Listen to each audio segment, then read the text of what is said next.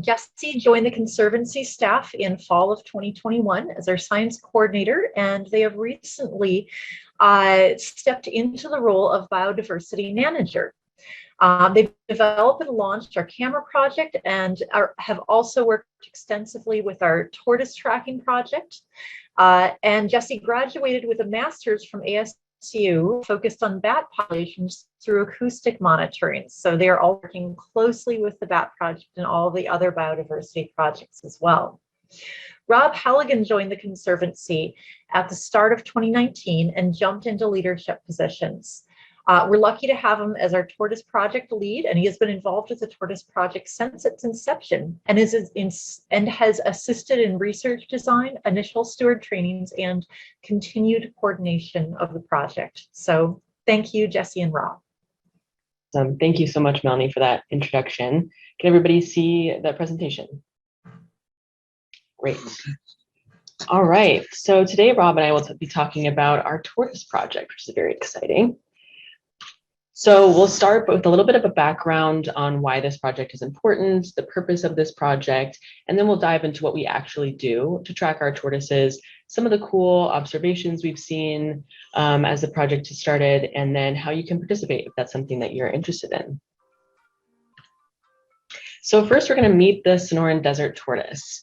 So the Sonoran Desert tortoise is an essential part of the Sonoran Desert ecosystem and is also well suited for a desert environment.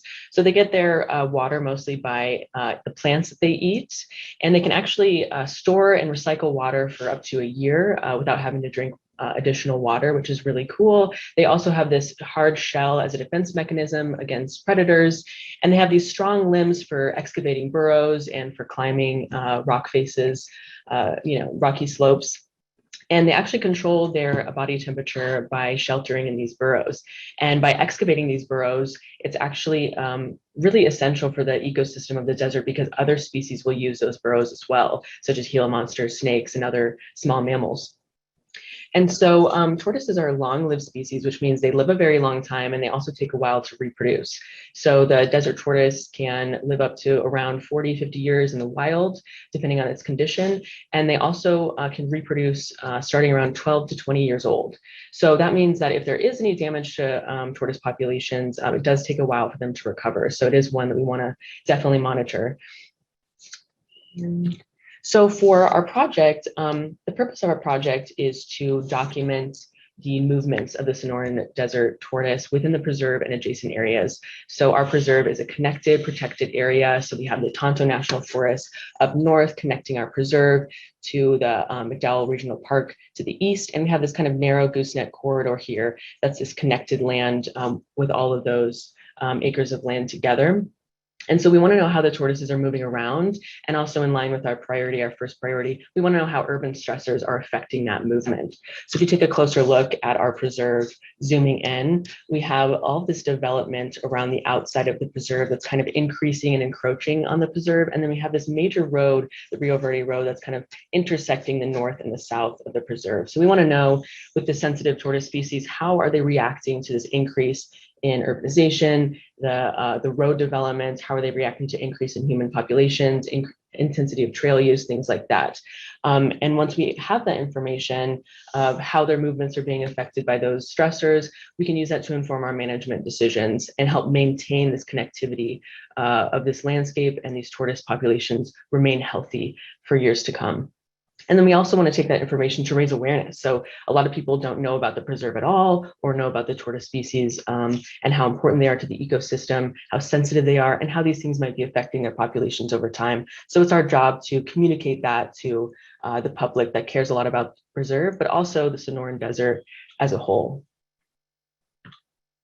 And then I just want to take a moment to mention kind of the stakeholders, the people that are involved in this project, who care a lot about this project, because it takes a lot of hands for a project like this to go forward. So we have the Conservancy, we have the City of Scottsdale. We're working super closely with Game and Fish as far as protocols go.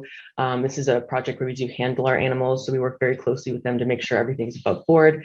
We're also contributing our science and learning from the scientific community. So all the research that we have, we can share with others. We can get tips and insight from those that have already done research on the tortoises and kind of build this this knowledge together about the Sonoran Desert Tortoise.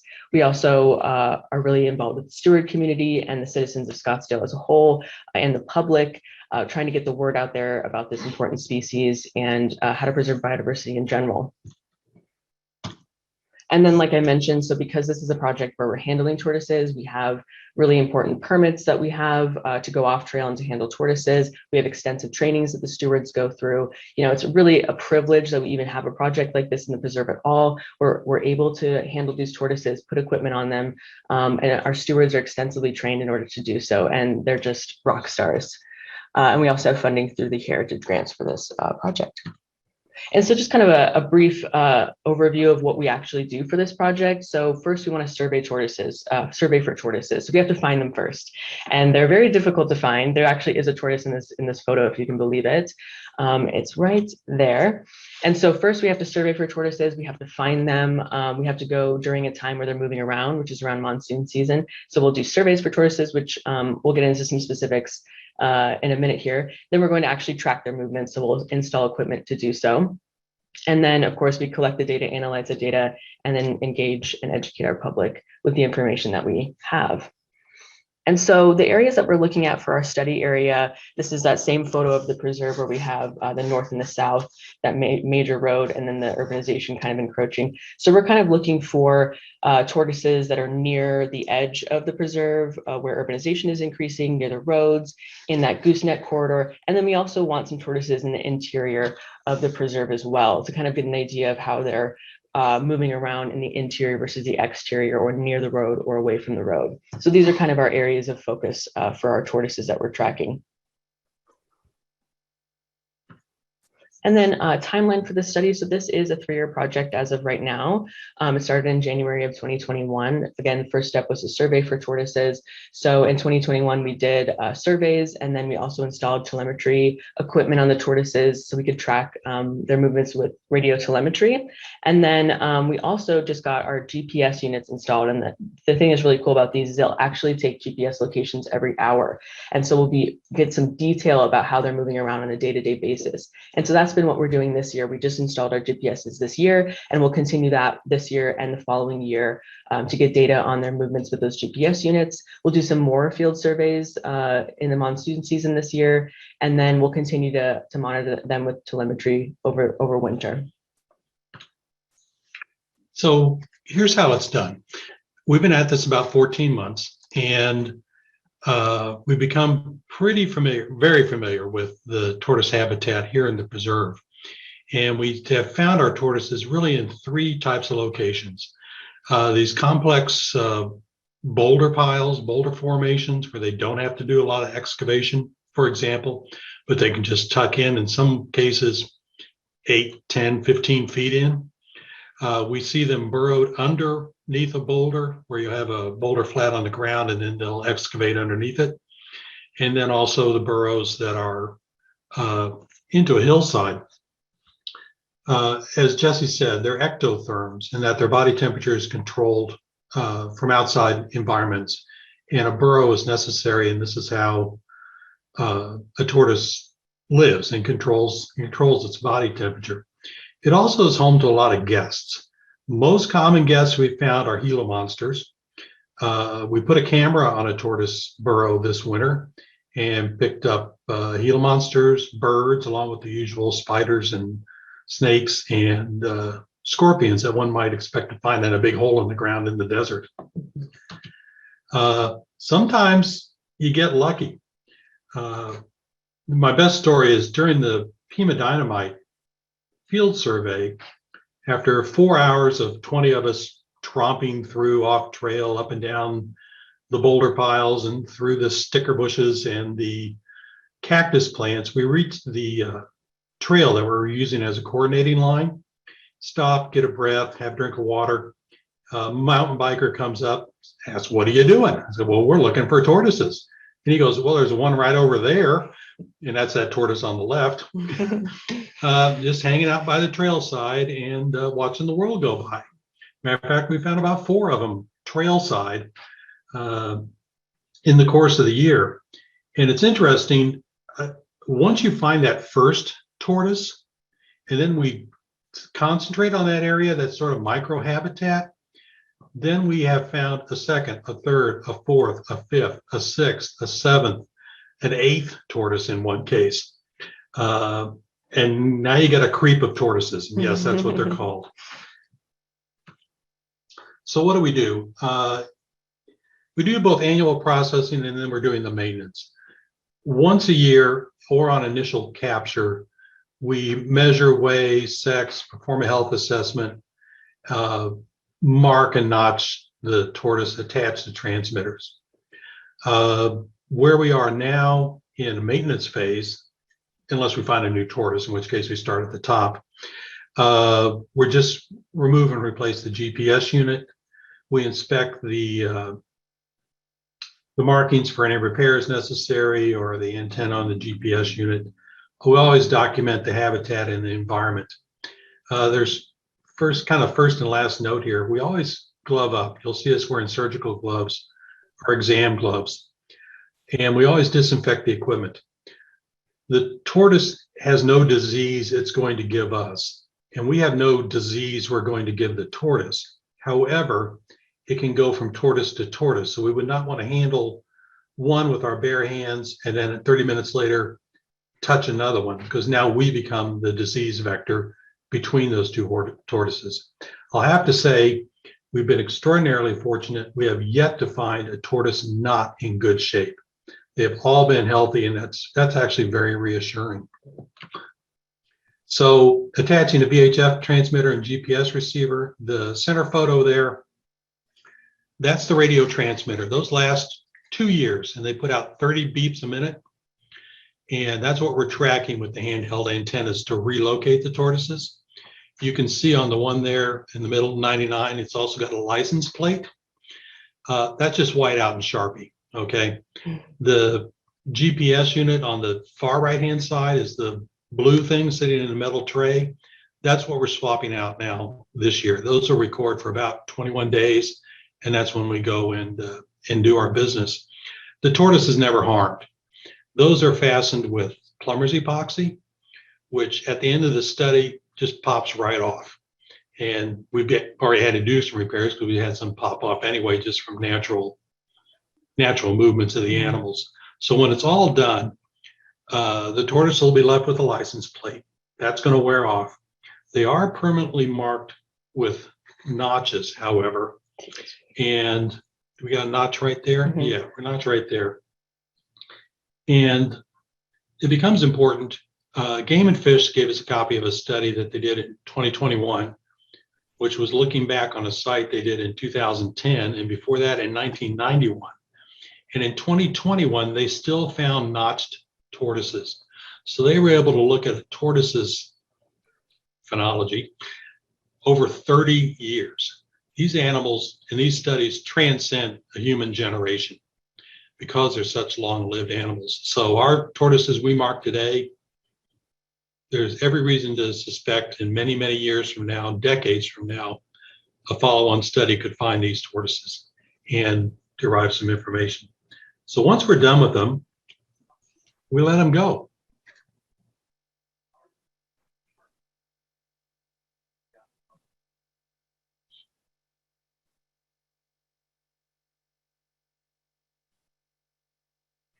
Yes, it's a slow video, but it's a tortoise. Okay, you gotta help me here. Okay. So we've got 25 marks so far. 18 are being tracked. We had 2 juveniles that did have transmitters, and they either ran away or the transmitters failed, and we have not relocated those tortoises. We still look for them when we're out, and we found them once, we can find them again maybe, and if so, then we have replacement transmitters. We'll get them back in the program. John mentioned the number of hours that were devoted to the program. In our broad area visual encounter surveys, we had consultants, partners, students from the university, public in the sense that we had folks from the Herpetological Society and the Audubon Society go out with us, not true random public people, but they were vetted vetted folks with wildlife interest. But it was a tremendously successful program last year.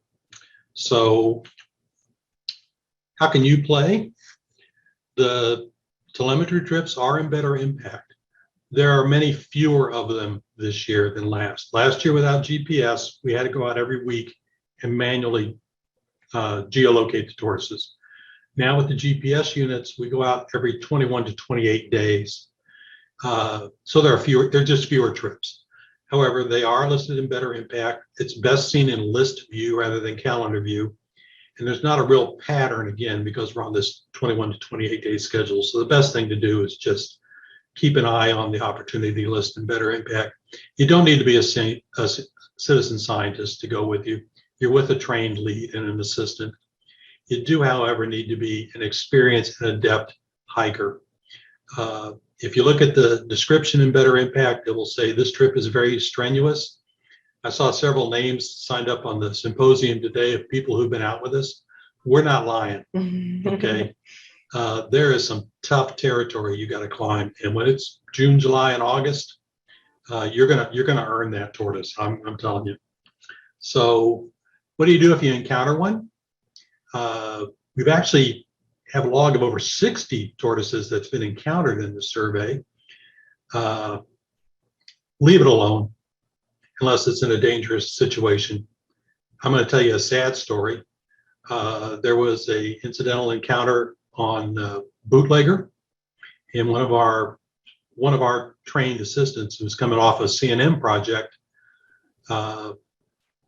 passed it. And there were some members of the public behaving unfortunately,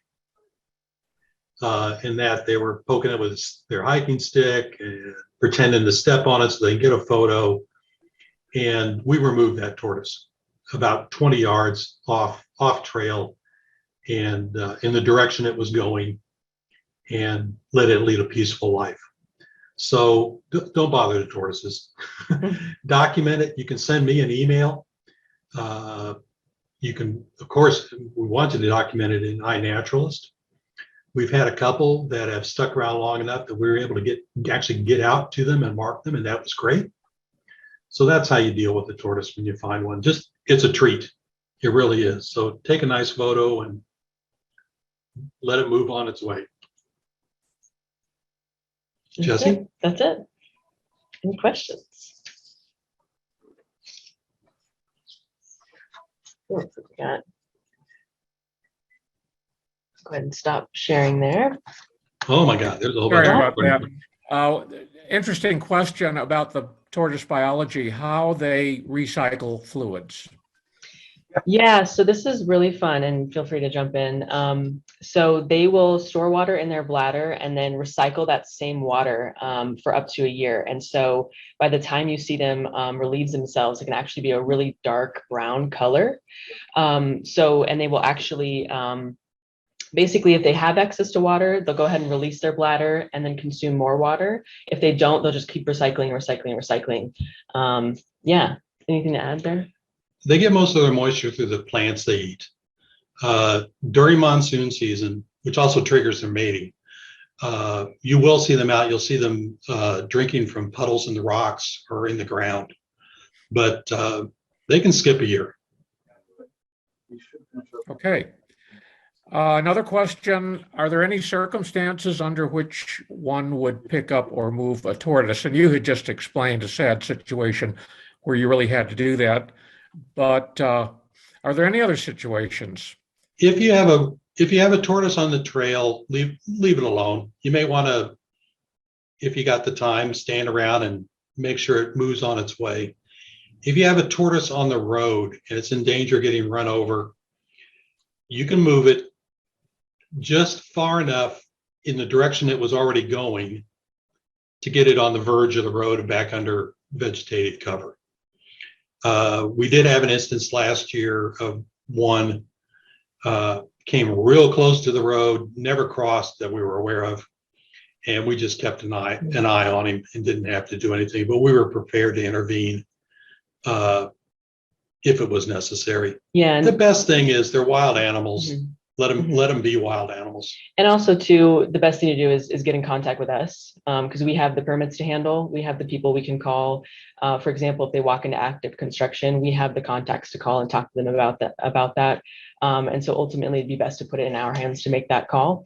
So if you do see a tortoise in danger, definitely let us know. If it's a life or death situation, like it's stuck or something, you know. That's what I'm talking about. You're on Rio Verde Drive, and there's one on the yellow line. Yeah. You know, be a good person. So yeah, use your judgment, but when in doubt, just definitely contact us is the best way to handle it. All right, thank you. An expression that it would be nice to have tortoise telemetry sessions on the weekend. Do we ever do weekend sessions? We have done surveys on the weekend. The routine telemetry trips are really at the schedule of the leads. We've got 7 study areas we're in right now, and we have 3 study areas that we want to survey in monsoon season this year. We don't have any tortoises in the gooseneck. We need to find, are there or are there not tortoises in the gooseneck? That's really important to the study purpose. We don't have any tortoises. We're following in the Fraysfield area, north of the Fraysfield there.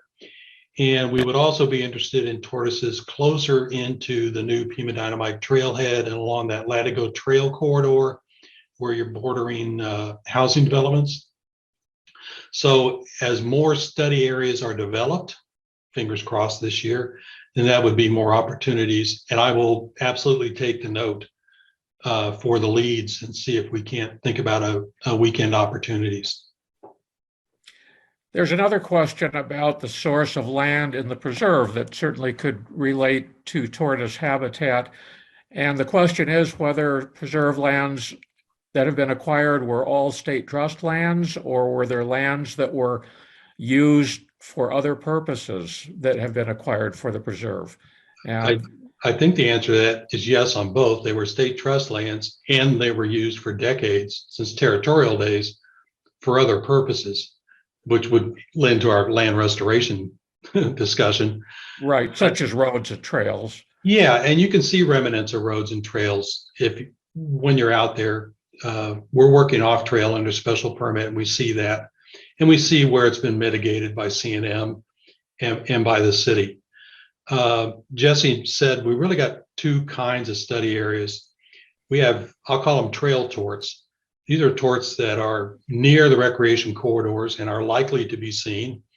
And well, like my Pima Dynamite tortoise, it was literally by the side of the trail watching the world go by. And then we've got 3 study areas that are far off trail. I'll call those the deep torts, right? That probably we're the first humans they've ever seen in their life. And I'm talking about going back to Nixon, right? Mm-hmm. So to look, hopefully we'll be able to do some comparisons here about what an undisturbed tortoise creep looks like versus those that are nearer to the active recreation corridors. That's time. And how far can a tortoise travel in a day? And I know you have a few interesting stories about that. We did. We have 2 tortoises that moved off the property, 5 kilometers and about 3 kilometers. Now, because it was last year and we didn't have continuous tracking on them, I don't know how long it took, but that's tortoise moved from Choa Mountain down to Rosati's there on Pima, Amaschool and Rio Verde. Mm-hmm. That's 5 kilometers straight line distance. Mm-hmm. And it was a juvenile. How many little tortoise footprints it took and how many miles to actually do that in real life, we don't know. Yeah. This year with GPS tracking, we'll know if that happens again. Yeah. But yeah, any plans to extend the study into the South Preserve? Okay. Let's see. We do have a study group in the south portion of it. No, and just they're talking deep south. Oh, deep south. Yeah. As of right now, no. Right now, our priority areas are the gooseneck and, like Rob was saying, Pima Dynamite, Fraysfield, those areas, to get a really good look at the gooseneck corridor and right around the new trails and some of those edge urbanization areas. So right now, our focus is those priority areas. Though who knows what the future will hold with the study. And that's going to be our last question for this. If anybody has any additional questions, feel free to email us. We're happy to answer any questions about this project that you might have. Thank you. Mhm. All right. Thank you, Jessie and Rob. That was a wonderful presentation and answered and spurred many good questions.